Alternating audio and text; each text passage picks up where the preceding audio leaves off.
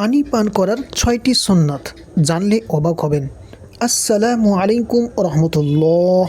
আপনি কি জানেন পানি পান করার মধ্যেও রয়েছে রাসূলুল্লাহ সাল্লাল্লাহু আলাইহি ওয়াসাল্লামের সুন্দর সুন্নাত।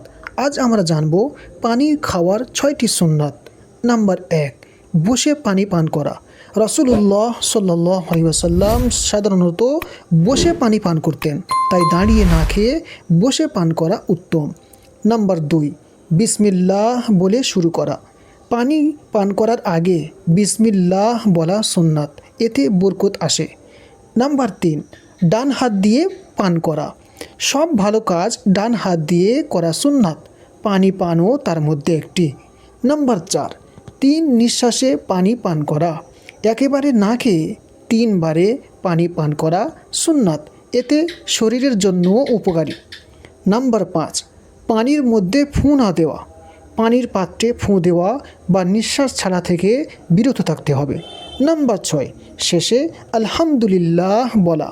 পানি পান শেষে আল্লাহর শুকরিয়া আদায় করা, এটিও গুরুত্বপূর্ণ সুন্নাত। এই সুন্নাতগুলো মেনে চললে ছোট কাজেও পাবেন অনেক সওয়াব। ভিডিওটি ভালো লাগলে লাইক, শেয়ার এবং সাবস্ক্রাইব করতে ভুলবেন না।